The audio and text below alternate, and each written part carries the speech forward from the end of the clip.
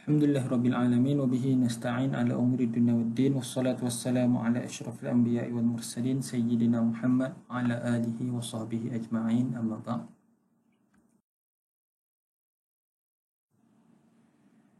InsyaAllah pada kali ini saya akan menyambung bincangan bagi Awarid Al-Muktasabah. Saya akan masuk kepada Awarid ataupun Al-Arid Al-Rabi' halangan yang keempat terhadap ahliyah wujub ataupun ahliyah ada ataupun sebahagian daripada hukum hakam yang dikenakan terhadap orang yang telah sempurna ahliyah wujub ataupun ahliyah adabnya. Yang keempat as-safah ataupun terjemahkan sebagai bodoh, wa huwa fil lughati al-khiffah, dari sudut bahasa adalah ringan, keringanan. Wastilahan, dari sudut istilah, ibaratun an tasarruf al-mal. Safah adalah satu ibarat berkenaan tentang pengurusan harta. Ala khilafi muqtadi syarat, pengurusan harta yang bertentangan dengan kehendak syarak wal aqli, dan juga kehendak akal, ma'a qiyamil aqli, sedangkan akal masih wujud. Jadi dia menguruskan hartanya bukan berdasarkan kehendak syarak. Syarak suruh pelihara harta, syarak suruh uruskan hartanya secara berhemah, dengan berjimat cermat, dengan baik dan sempurna, kan? Dan juga bukan kehendak akal. Seorang yang berakal tidak akan menguruskan harta seperti itu. Jadi safah ni kalau kita dia bodoh dalam menguruskan harta. Dia tidak cerdik dalam menguruskan harta, ataupun dia boleh menyebabkan, boleh juga termakan sebagai pembaziran. Dia membazirkan hartanya dalam perkara yang tidak sepatutnya, ataupun dalam keadaan yang orang normal, orang yang biasa tidak akan melakukan. Orang yang punya akal yang sempurna ini tidak akan melakukan perkara-perkara tersebut. Fasafah fi istilahil fuqaha ghuliba ala tabzilil ma wa itlafih. Safah pada istilah para fuqaha lebih berat merujuk kepada pembaziran harta dan memusnahkan hartanya sendiri. Hukum safah, as-safah la yunafi al-ahliyah. Safah tidak menafikan keahlian. Jadi kalau jahil pun tidak menafikan ahlian. Safah ni khususlah jahil dalam masalah harta, jahil dalam masalah pengurusan harta sahaja. Jadi dia pun tidak menafikan keahlian. Wala yamna syai'an min ahkami syar'i, dan dia tidak menegah apa-apa hukum syarak. Fa yazillu as-safih ahlan li mubasharati tasarrufat. Orang yang bodoh dalam pengurusan harta ini tetaplah berkelayakan untuk melakukan segala urusan-urusan wa mutalaban bi ada'il ibadat, dan dituntut untuk melaksanakan hal-hal ibadat. Kewajipan ibadat dia tetap sembahyang, puasa semua seperti orang yang biasa juga. Orang yang biasa. Illa annahu yu'athiru fi ba'dil ahkam. Cuma orang yang bodoh ini dia memberi kesan kepada sebahagian hukum hakam syarak. Ada sedikit hukum hakam yang dikenakan terhadap golongan as-safah ini, atau dipanggil as-safih, orang yang membazir harta, orang yang tidak pandai menguruskan harta ni. Wa yazharu fi mas'alati daf'il mal liman balagha safihan, dan permasalahan ini jelas dalam masalah menyerahkan harta bagi orang yang baligh. Dia telah cukup umur tetapi dalam keadaan dia masih lagi safih, tak pandai uruskan harta. Wa fil hajri 'ala safih, dan halangan daripada dia nak menguruskan harta bagi orang yang bodoh ini, mereka itu tak dibenarkan untuk menguruskan harta selagi mana adanya sifat safah dalam diri seseorang. Faqad ajma'a al-ulama, sepakat para ulama, anna as-sabiyya iza balagha safihan yumna'u minhu maluhu. Seorang kanak-kanak yang telah cukup umur dalam keadaan dia masih bodoh, ditegah daripada nak menguruskan harta. Ditegah daripadanya segala hartanya. Maksud hartanya tidak boleh diserahkan kepada kanak-kanak yang masih tak pandai uruskan harta, yang selalu membazirkan harta. Qaulihi ta'ala wala tu'tus sufaha amwalakum allati ja'alallahu lakum qiyamah. Jangan kamu berikan harta ini kepada orang yang tidak pandai menguruskan harta, yang Allah Ta'ala telah jadikan kamu sebagai penjaga atau pengurus terhadap harta tersebut. Kalau kita ni menjadi penjaga, kita menjaga harta anak yatim, dan kita lihat anak yatim ni masih lagi tak pandai uruskan harta, jangan serahkan lagi. Jadi ini adalah satu larangan daripada Allah. Jadi ijma' ulama' lah, kanak-kanak yang safih ini tidak boleh untuk diserahkan harta kepadanya.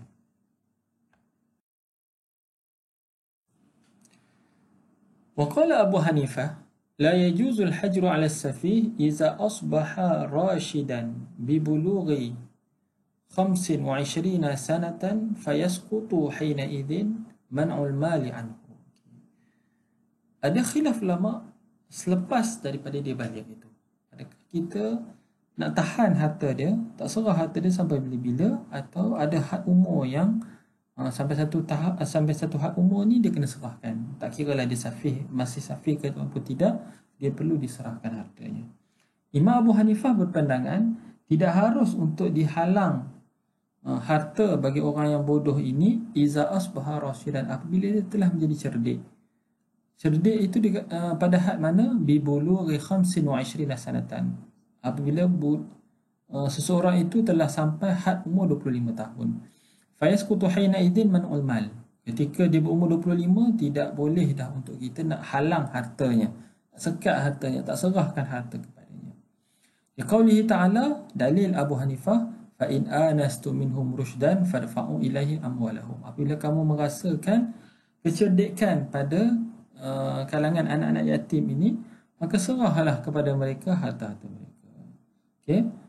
Jadi Imam Abu Hanifah menganggap rushdan ini adalah apabila dia sampai umur 25 tahun. Jadi bila sampai umur 25, kena serahkan harta. Tak kira kamu rasa dia ni safih ke tak safih ke, tetap kena serahkan harta.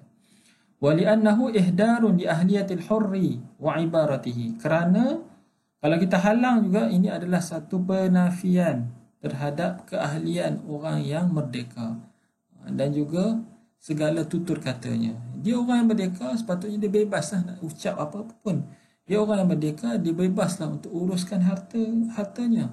Jadi kalau kita halang daripada hartanya, maka kita telah menafikan kebebasan orang yang merdeka, dan juga kita menafikan apa-apa pertuturan yang dia nak ucapkan sebagai orang yang merdeka. Wa ilhaquhu bil bahaim, dan kita samakan orang safi ini seperti binatang ternakan. Sama macam haiwan ternakan pula yang tak boleh nak uruskan, tak reti nak uruskan harta, tak reti nak buat apa-apa segala urusan pun.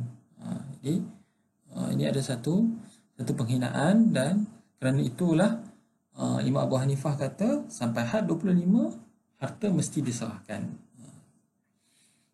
Wa qala al-jumhur yajuzul hajru 'ala as-safih. Jumhur mengatakan harus untuk kita halang terhadap orang yang bodoh ini riayatan li maslahatihi. Dalilnya adalah kerana nak menjaga maslahah orang yang bodoh ini, supaya dia tak membazir hartanya, supaya dia tak pandai uruskan harta.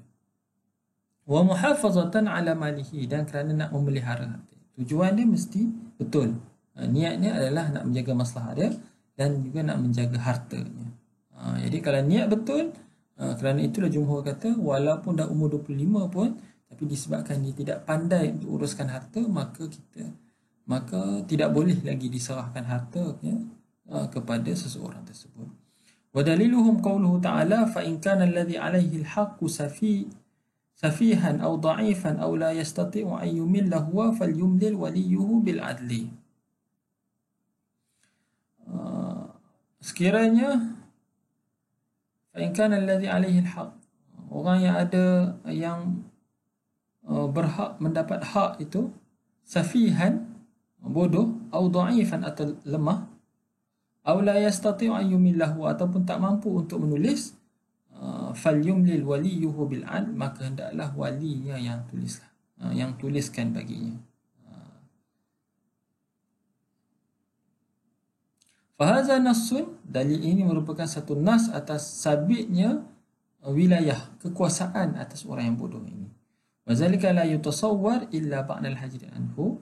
Kekuasaan ini, wilayah ini tidak dapat digambarkan berlaku melainkan kalau masih lagi ada halangan terhadap orang yang bodoh ini. Jadi safih, dhaif, orang yang lemah, tak pandai baca, tak pandai menulis ke, aw la yastati' ayyumil, tak reti nak menulis perjanjian-perjanjian dalam hutang ni, hak-hak ketika berhutang ini, yumlil waliyuhu, maka walilah. Jadi orang yang lemah memanglah kanak-kanak akan diuruskan. Orang yang tak pandai baca, tak pandai menulis pun wali akan. Safih, orang yang tak pandai menguruskan harta pun walilah yang akan menguruskan. Jadi, selagi mana ada sifat safah, masih lagi orang itu dianggap sebagai safih, orang yang suka membazir harta, orang yang tak pandai uruskan harta, lagi itulah yang menguruskan harta itu adalah walinya. Sampailah dia benar-benar cerdik, dan bila dia benar-benar pandai dan dia tidak membazirkan harta, barulah boleh diserahkan semula harta kepadanya.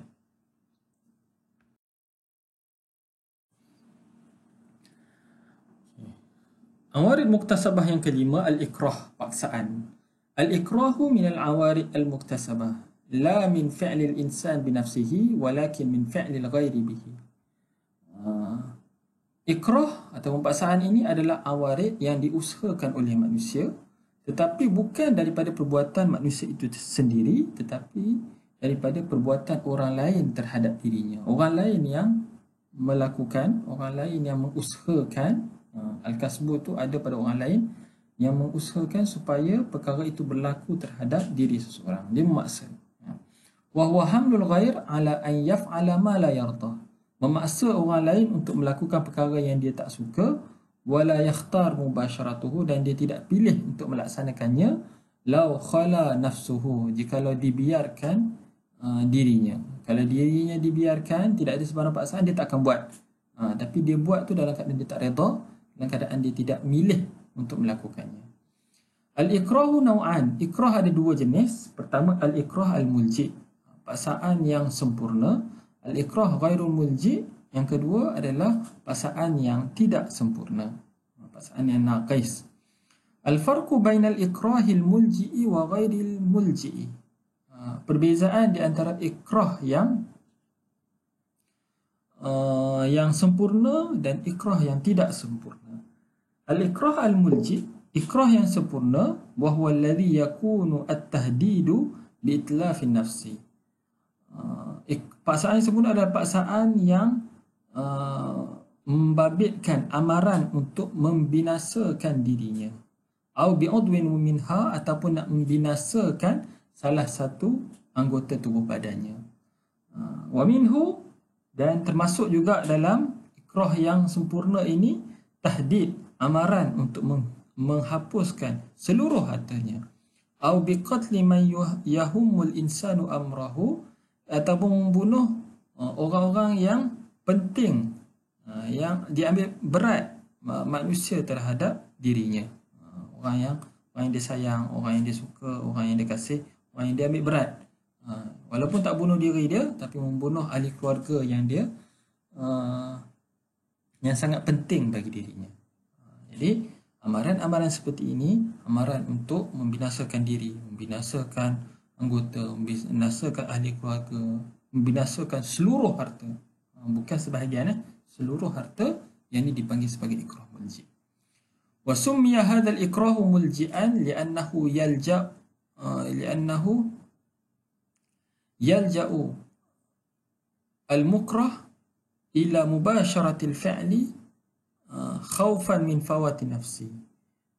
Ikrah mulji' ini dinamakan sebagai ikrah mulji' kerana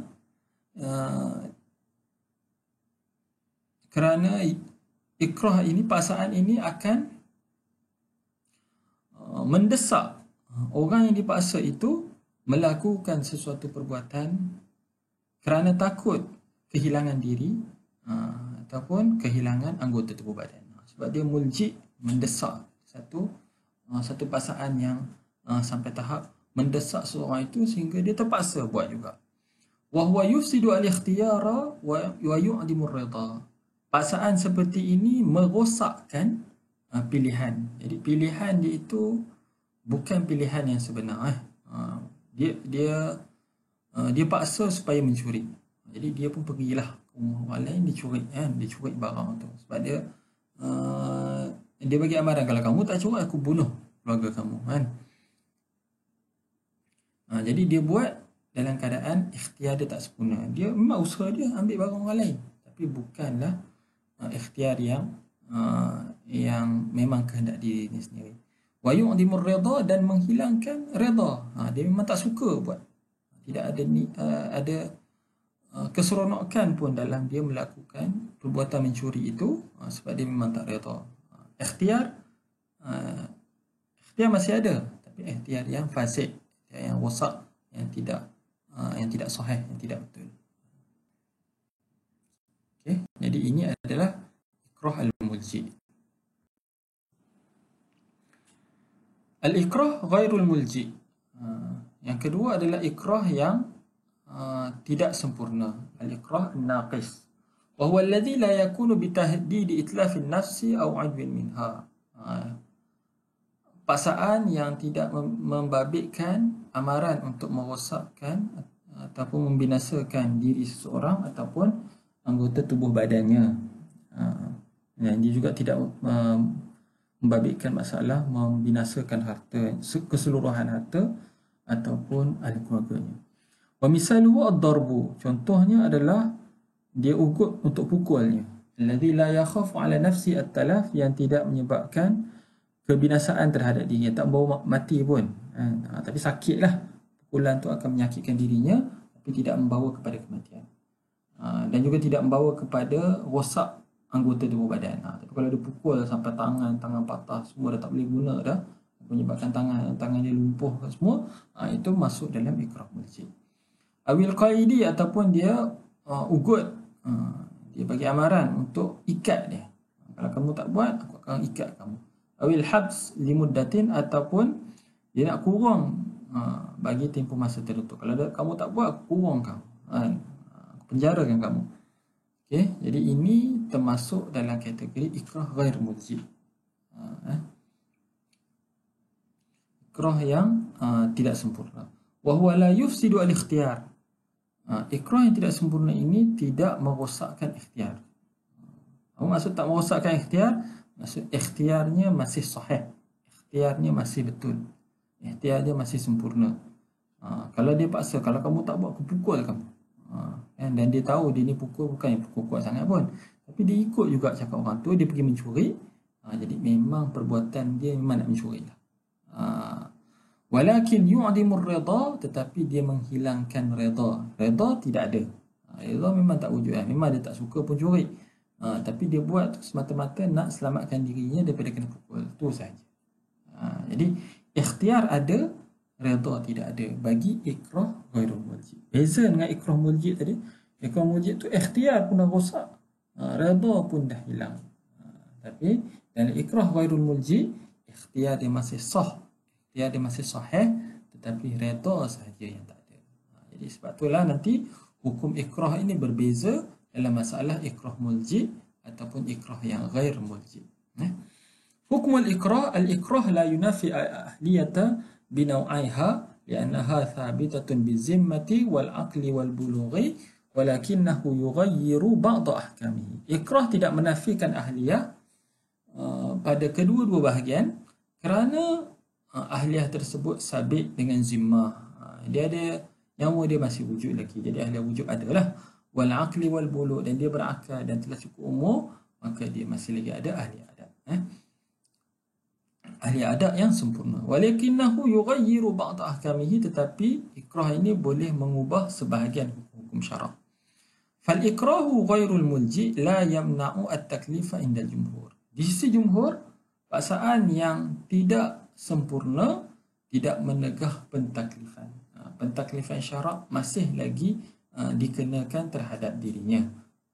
Jadi kalau dia mencuri itu, hukuman terhadap dia tu masih lagi boleh dikenakan.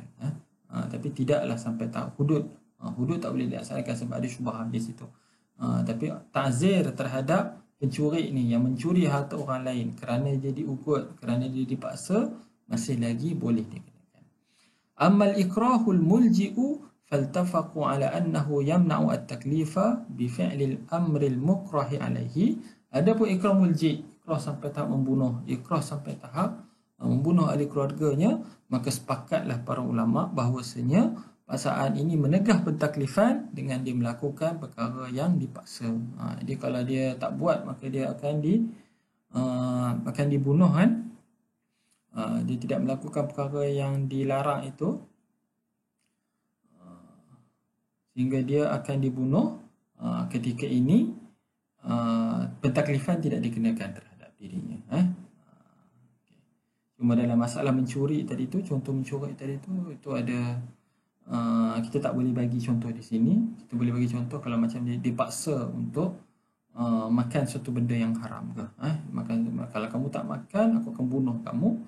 Jadi dalam ketika ini bolehlah dia untuk makan perkara yang diharamkan supaya dia dapat menyelamatkan dirinya daripada dibunuh. Mencuri itu lain, nanti kita masuk slide seterusnya.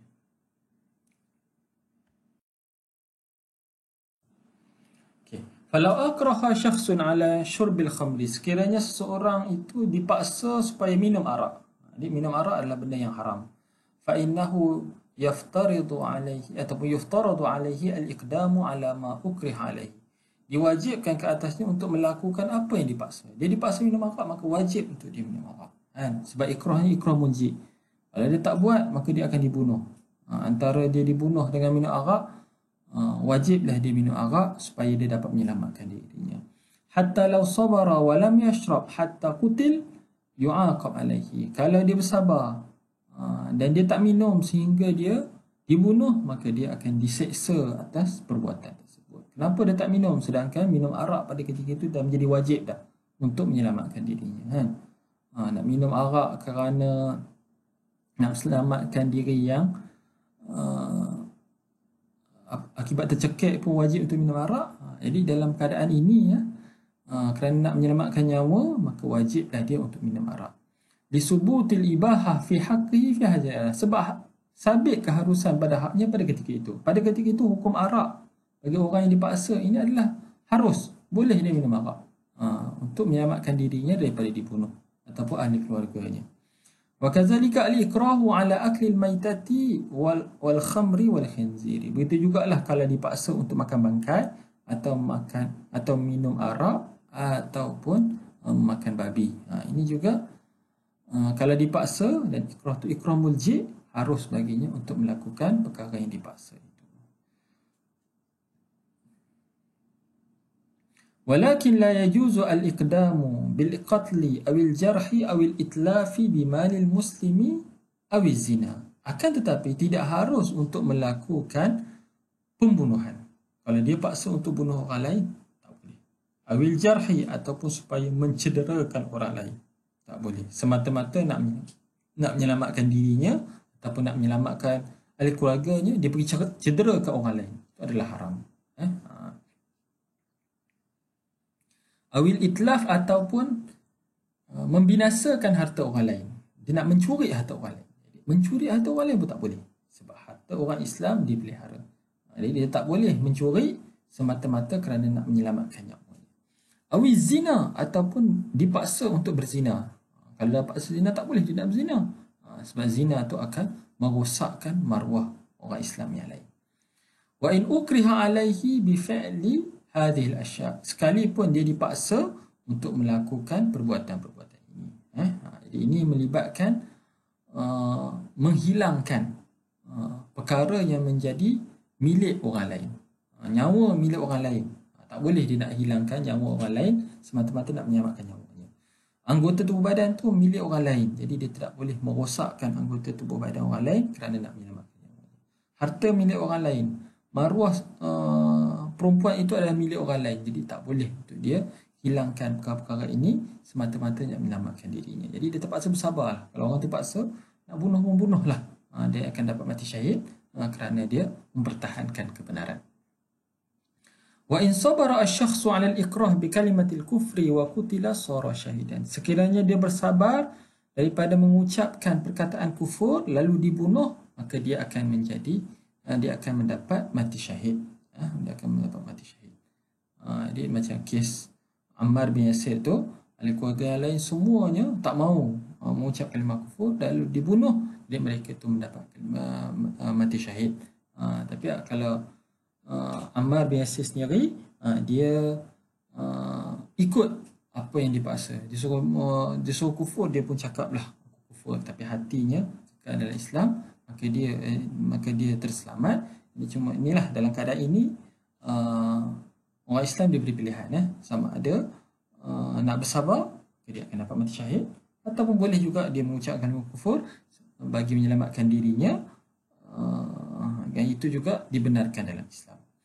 وكذلك إن صبر على الإكراه بالقتل أو الجرح أو إتلاف أو الزنا. Samalah juga kalau dia bersabar daripada membunuh orang lain, mencederakan orang lain, membinasakan harta orang lain, atau berzina dengan orang lain, walaupun nyawanya diancam, wa qutila, lalu dia dibunuh, sara syahidan, dia juga sama tarafnya dengan kes Ammar keluarga Yasir tadi tu.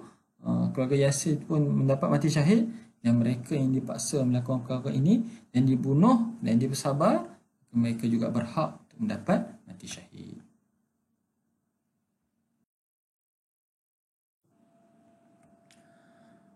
Awarid muktasabah yang terakhir yang akan dibincangkan pada kali ini adalah as-sakru, itu mabuk. Wa huwa zawalul aqli bitanawulil khamri, menghilangkan akal dengan mengambil minuman arak, wa ma yulhaqu biha, dan minuman yang seumpama dengannya ataupun perkara-perkara yang seumpama dengannya. Bihaisu la yadri as-sukranu ba'da ifaqatihi ma kana sadara minhu hala sukrihi. Sekira-kira orang yang mabuk itu tidak sedar, tidak mengetahui setelah dia sedar apa yang dia lakukan ketika dalam keadaan dia mabuk. Ketika mabuk tu dia cakap apa pun, dia buat apa pun, dia tak sedar dah. Ini dipanggil sebagai as-sakru, orang yang mabuk yang tidak ingat lagi dah. Akal dia telah dihijabkan, telah ditutup seketika pada ketika dia mabuk itu, sehingga dia tak tahu langsung apa yang dia ucapkan, apa yang dia perkatakan, apa yang dia lakukan semasa dia mabuk. Ini dipanggil sebagai as-sakru. Qassama al-fuqaha as-sakru ila qismaini, as-sakru bi tariqin mubahin, was-sakru bi tariqin mahzurin. Mabuk dengan jalan yang harus, dan yang kedua mabuk dengan jalan yang haram. Al-qismul awal ma kana bi tariqin mubah, mabuk dengan jalan yang harus, ittiraran, kerana terpaksa, au ikrahan, ataupun dipaksa, au ghairihi, ataupun selain daripadanya. Tak sengaja ke terambil minuman yang memabukkan lalu dia menjadi mabuk. Fahadha hukmuhu hukmul mughman alaihi. Orang seperti ini sama seperti orang yang pitam saja. Orang pitam pengsan, dah tak ingat apa dah. Sama lah juga kalau dia makan ubat dan dia tak tahu ubat tu menyebabkan mabuk. Jadi hukumnya sama macam mughman alaih, yamna'u sihhata jami'i tasarrufat hatta at-talaq wal itaq. Mabuk ketika ini menegah segala tasarruf-tasarruf. Sebab orang yang mabuk, orang yang pitam, orang yang gila, orang yang tidur kan, sebelum ni kita bincang, dia menegah ahli adab pada ketika itu. Menegah ahli adab pada ketika itu.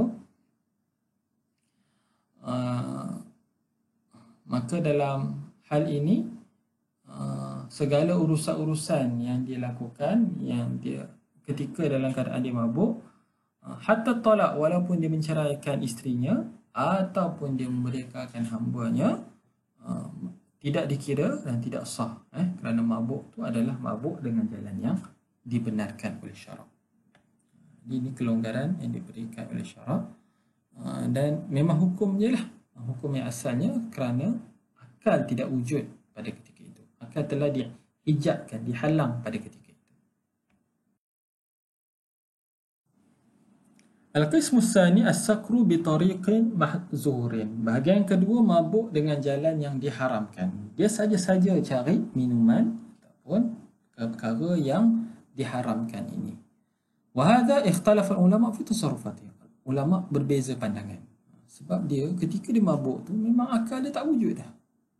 Jadi dia memang boleh disamakan dengan orang yang hitam tadi tu, atau orang gila sekalipun. Faminhum man i'tabaraha saqitatan. Sebagian ulama mengatakan ketika dia mabuk, dia menggugurkan kewajipan syarak. kan nau'is sabiqi, sama macam mabuk dengan jalan yang harus. Wala yu'taddu biha mislu talaqis sukran fa innahu la yu'taddu bi talaqi. Talak orang yang mabuk walaupun dengan jalan yang haram, tidak dia ambil kira talaknya. Talak dia tak berlaku pun. Walaupun dia minum arak tu, minum arak yang diharamkan, dia sengaja minum arak, lepas dia minum arak, dia talak isterinya, talak itu tidak berlaku di sisi sebahagian ulama. Wa minhum man i'tadda bi af'alihi wa aqwalihi wa i'tabaraha sahihatan. Sebahagian ulama mengambil kira perkataannya dan juga mengambil kira perbuatan dan perkataannya dan menganggap perkataan dan perbuatannya itu adalah sah, diterima dari sudut syarak. Wa yalzamu as-sukran bi kulli al-ahkam asy-syar'iyyah. Orang yang mabuk ini masih lagi diwajibkan dengan segala hukum-hukum syarak, walaupun akal dah tak ada dah ketika itu, hukum syarak tetap dikenakan. Wa tasahhu ibaratuhu kullaha, sah segala ucapannya semuanya sekali. Lianna sakra la yu'dimu al-aqla, kerana mabuk ini tidak menghilangkan akal. Akal dia masih wujud, dia yang normal sebenarnya. Wa innama yufawwitu qudrata fahmil khitab, cuma dia menghilangkan kemampuan untuk memahami khitab syarak. Kalau ketika itu sampai waktu zuhur, ketika itu sampai waktu subuh contohnya, dah masuk waktu subuh dah, sepatutnya dia kena sembahyang subuh. Ketika itu dia tak faham dah apa-apa khitab syarak dah. Bisababin huwa maksiyah, tetapi dia menghilangkan kemampuan untuk memahami khitab itu dengan sebab yang maksiat, bukan sebab yang dibenarkan syarak.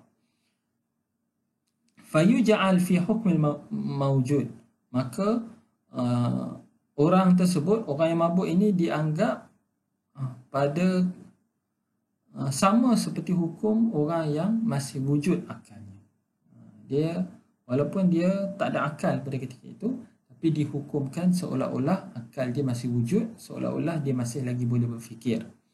Zajran alaihi, kenapa hukuman ini dikenakan? Kerana nak memberi amaran terhadap dirinya. Dan sebagai satu hukuman terhadap mabuknya, kerana dia mengambil minuman yang memabukkan, amaran, kalau kamu minum mabuk, kamu buat perkara yang tak kamu suka, kamu tolak ke, kamu jual barang kamu ke, semua urusan-urusan tu tetap diambil kira dari sudut syarak. Wa huwa qaulul jumhur, ini pandangan jumhur. Pandangan jumhur, as-sakru bi tariqil mahzur, walaupun dia mabuk, hukum dia sama macam orang yang normal, tidak ada sebarang pelonggaran yang diberikan terhadapnya. Okay? Ini pandangan jumhur. Baik, warrajih huwal qaulul awwal. Pandangan yang rajih adalah pandangan yang pertama, bi'adami al-i'tidadi bi jami'i aqwalis sukran bi tariqin mahdhurin ma'a mu'akhazatihi ala jara'imihi. Pandangan pertama yang tidak mengambil kira segala perkataan orang yang mabuk ini dengan walaupun dengan jalan yang haram. Apa saja ucapan yang dia buat, jual beli ke, akad nikah ke, talak ke, ketika dia mabuk, tidak diambil kira dari sudut syarak. Ini pandangan yang rajih, pandangan pertama. Walaupun bukan pandangan jumhur lah. Ma'a mu'akhazatihi ala jara'imihi, tetapi dia tetap dikira salah, dianggap salah terhadap jenayahnya. Jenayah dia minum arak tetap salah dan dia akan dikenakan hukuman atas jenayah yang dia lakukan. Cuma urusan-urusan yang dia buat tidak diambil kira.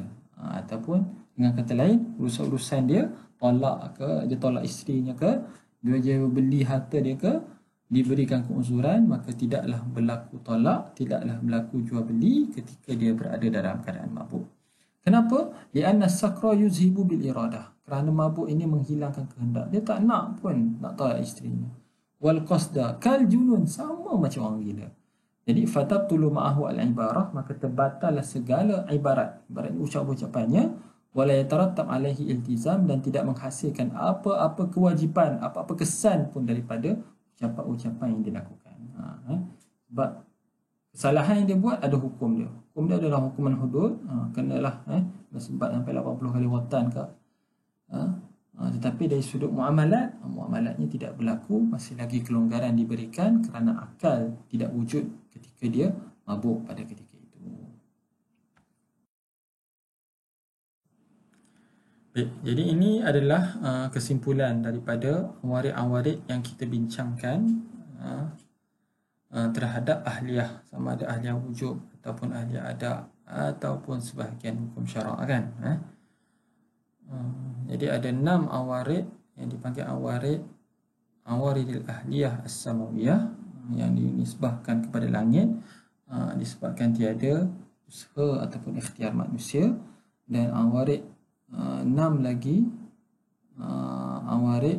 awaridil ahliyah al-muktasabah, awarid ahliyah yang dinisbahkan kepada usaha manusia. Okey, jadi junun, gila ini dia menghilangkan ahli adat sahaja. Ahli wujud masih wujud. Atah dia tidak menghilangkan ahli adat, tetapi dia mengurangkan ahli adat, jadi ahli adat naqisah.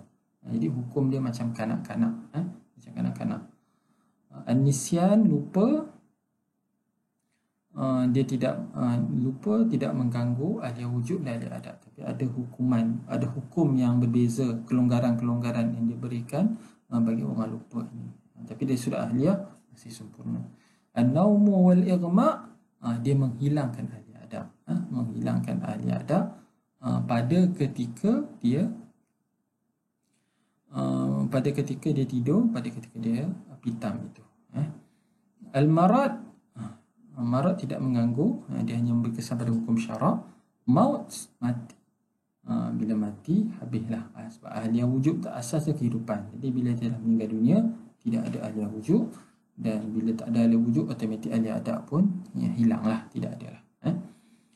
Okey, awarid muktasabah, awarid muktasabah ini kebanyakannya dia tidak mengganggu, dia tidak mengganggu ahliyah wujud, dan dia juga tidak mengganggu ahliyah adat. Hanya hukum-hukum saja, ada kelonggaran, sedikit kelonggaran diberikan pada sebahagian kepada awarid muktasabah ini, tapi dari sudut ahliyahnya masih kekal, kerana dalam keadaan itu dia masih lagi hidup, dan dalam keadaan itu akal dia masih lagi sempurna. Cuma asakru ada perbezaan, sebab asakru ini tidak ada ketika dia mabuk, akal dia dah tak wujud. Jadi bila akal dah tiada, sedangkan akal ini adalah asas bagi ahli adat, tamyiz ataupun akal ini adalah asas bagi ahli adat, maka ahli wujud dia kekal sebab nyawa masih ada, tetapi ahli adat dia hilang dalam keadaan dia tengah mabuk ini. Jadi sebab itulah ada hukum-hukum syarak, pandangan yang rajihnya tidak memberi kesan apa saja perbuatan-perbuatan yang dilakukan dalam keadaan dia mabuk. Tak kira lah sama ada dia mabuk itu dengan jalan yang harus yang dibenarkan syarak, ataupun dia mabuk dengan jalan yang haram yang tidak dibenarkan oleh syarak. Ini perbahasan dalam awarid ahliyah as-samawiyah dan juga al-muktasabah. Di atas tu kita bincang berkenaan tentang peringkat-peringkat kan. Peringkat-peringkat ahliyah, daurul janin tu peringkat yang paling awal lah kejadian manusia. Jadi dia sudah ada ahliyah wujud di situ, walaupun ahliyah wujud dia naqisah sebab baru dalam perut kan, dia tak boleh bergerak lagi pun, dia bergerak atas gerakan ibunya sahaja. Tapi sudah ada hak-hak yang diberikan kepada janin, sebab itulah diberikan kepadanya ahliyah wujud naqisah. Daurul infisal, bila dia keluar daripada ibu sebelum dia memayis, ahliyah wujud dia telah sempurna lah, sebab dia dah ada nyawa kan. Tapi ahliyah adat tak sempurna lagi sebab dia tidak ada memayis. Bila dia memayis sampai sebelum dia baligh, dia telah ada ahliyah adat kamil. Ahliyah wujud dia dah kamilah, tapi ahliyah adat dia dah naik sikit dan jadi ahliyah adat naqisah. Jadi ada urusan-urusan yang dibenarkan oleh syarak, dan tapi ada juga urusan-urusan yang masih tak dibenarkan ataupun masih lagi tergantung atas keizinan wali. Daurul rabi', peringkat yang keempat, adalah peringkat yang terakhir sekali dalam peringkat-peringkat ahliyah. Bila dia telah balik, maka ketika inilah ahliyah wujud dan ahliyah adat dia telah menjadi sempurna, kerana nyawanya telah ada dan kemampuan akal fikiran dia pun telah sempurna. Jadi ini peringkat-peringkat ahliyah yang kita bincangkan, dan cuma setiap peringkat ni juga boleh berlakunya awarid-awarid, sama ada awarid samawiyah ataupun awarid sabah, yang berkemungkinan mengganggu juga asas yang kita katakan janin alih wujud nakisah. Bila dia lahir, infisal, darur infisal alih wujud kamilah kan. Bila dia memayis, dia dah ada ahli adak yang nakisah. Bila dia balik, dia akan ada ahli adak yang kamilah, yang mana masih lagi boleh diganggu ataupun boleh digugat oleh awarid-awarid yang kita bincangkan sebelum sebelum ni lah, awarid ahliyah, samawiyah dan muktasabah.